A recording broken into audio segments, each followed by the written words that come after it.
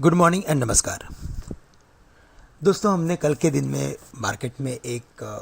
बड़ी गिरावट देखी और उस गिरावट के पीछे का जो सबसे बड़ा अगर कोई रीज़न था तो वो यही था कि भारतीय रिजर्व बैंक ने अचानक से ब्याज दरों में बढ़ोतरी कर दी और इसी बढ़ोतरी की वजह से हमने मार्केट में एक क्विक सेल ऑफ देखा।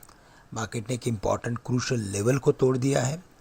टेक्निकली 16,800 के लेवल्स को निफ्टी ने ब्रेक किया है और उसके बाद के अगर कोई इम्पॉर्टेंट लेवल्स निकल के अगर आते हैं तो वो है 16,600 एंड 16,400 एंड 16,200। हमें लगता है कि 16,800 ब्रेक करने के बाद बहुत हाई चांसेस है कि निफ्टी 16,400 से लेकर 16,200 के रेंज के काफ़ी नज़दीक आ सकता है।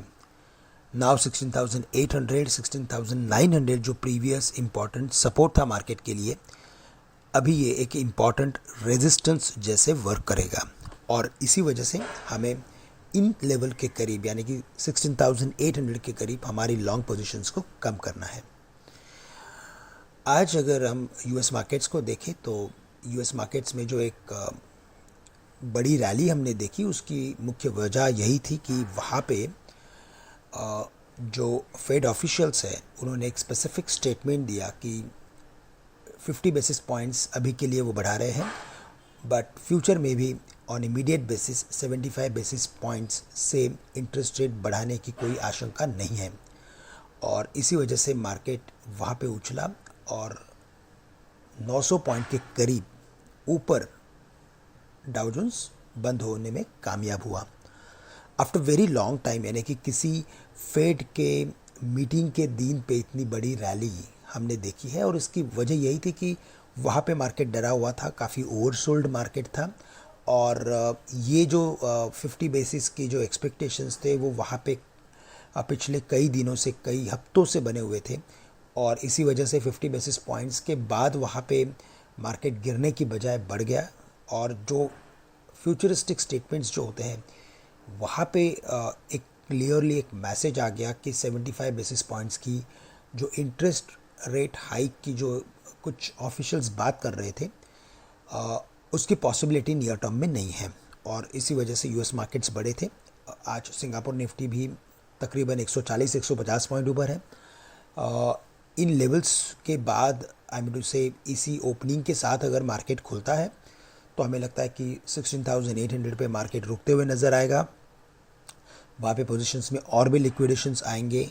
और ये जो 40 बेसिस पॉइंट्स की जो इंटरेस्ट रेट हाइक इंडिया के लिए हुई है वो शॉर्ट टर्म में निगेटिव है और इसी वजह से हमें लगता है कि 16,800 टू 16,200 ये एक मार्केट के लिए ट्रेडिंग रेंज बन सकती है। अगर कोई भी अगर पोजीशंस अगर with a long term view अगर कुछ ऐड करना है तो हमें लगता है कि 16,200 का इंतज़ार करें या तो कोई रिवर्सल फॉर्मेशन का इंतज़ार करें। और साथ ही साथ बैंक निफ्टी की बात करें तो बैंक निफ्टी भी कल के दिन में 35,500 के नीचे क्लोज हुआ है, तो उसके बाद के अगर कोई इंपॉर्टेंट लेवल्स अगर उभर के आते हैं तो वो है 34,500 34,600।